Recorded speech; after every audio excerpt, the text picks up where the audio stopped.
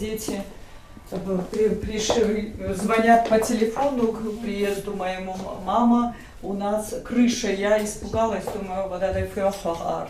Оно прям течет как с ведра. Вот в этом маленьком домике, в котором только одна жилая комната, Марьям Хаутиева и живет. 2 года назад женщина потеряла мужа, ветерана войны в Афганистане. После смерти супруга Марьям осталась без помощи с 6 детьми на руках. Их она устроила учиться в международную школу-интернат в Иваново. Правильное воспитание и привитые с детства принципы позволяют матери не переживать об образовании детей. Все они мечтают, как и их папа, стать военными. Младший сын, отлично сдав экзамены, поступил в Горский кадетский корпус. Еще и для того, чтобы быть ближе к матери. Что касается детей, я абсолютно спокойна. Дети неплохие, учатся неплохо. В принципе, так чуть. Я надеюсь, что они вырастут достойно. Удивительнее всего то, что даже девочки хотят быть офицерами. Что-то вот у них очень хотят себя проявить. Сама Марьям работает проводницей в поезде. Домик этот она возвела сама. Ремонтные работы тоже на ней. Ворота куплены в рассрочку, как и большая часть стройматериалов. Женщина признается, что ее дети больше всего мечтают о собственном доме, где они смогли бы собираться все вместе, и им больше не пришлось бы никуда уезжать. За отличную учебу младшему сыну Марьям педагоги Ивановского интерната на память подарили пса породы хаски. Лелея мечты о собственном доме, ребята летом построили маленький домик-будку для пса. А потом уговорили мать обратиться непосредственно к главе региона за помощью на программу «Диалог с народом». Шла реклама, разумеется, телефоны контактные. Я набрала, без проблем дозвонилась. Девушка на той линии очень тактично приняла мой разговор. Я растерялась, не знала, о чем говорить. Она меня успокоила, попросила успокоиться. Видимо, я полжизни рассказала за несколько секунд, ну, наверное, за 2 минуты во всяком случае. Когда Марьям позвонили сотрудники приемной главы региона, она находилась в больнице. По телефону женщине сообщили, что они приехали к ней проверить, насколько ее условия проживания тяжелые.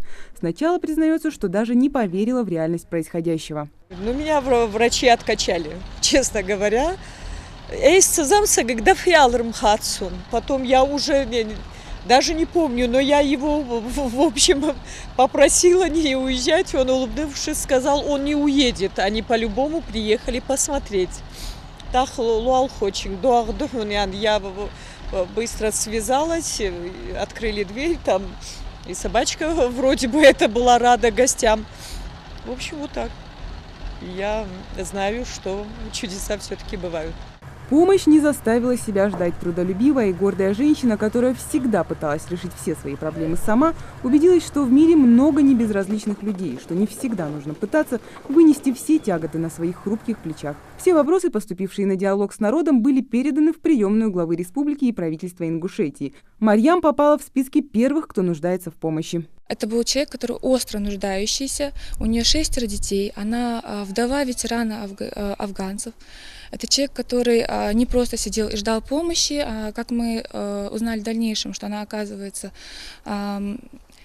пыталась построить там сама, да, этот дом, она там брала в рассрочку какие-то материалы, да, там, ворота и так далее. То есть человек, она сама старается, и поэтому, конечно же, она у нас стала первой в очереди на помощь. В фонд «Солидарность» Марьям обратилась также по просьбе своих детей. 2 года в очереди, а ожидания все же были пройдены не зря. А обращение на диалог с народом только ускорило процесс. Мы хотели бы, чтобы эти дети приехали, жили среди своего народа, воспитывались здесь. И поэтому правлением фонда было принято решение, фундамент нижний был у них залит, и дальше, чтобы верхний фундамент, там стены построить, кровлю настелить. Привезли лес, блок, цемент, сейчас еще, иншаллах, еще должны привезти песок. Чтобы помочь, мы привлечем соседей, здесь у нас еще живут знакомые много живут, привлечем волонтеров, чтобы работали. Очень скоро во дворе Марьям застучат каменщики и будет раздаваться шум строительной суеты. А уже летом ее дети смогут вернуться в свой собственный уютный дом, где для каждого найдется свое место. Мария Мистоева, Майрбек Миржоев, Новости 24.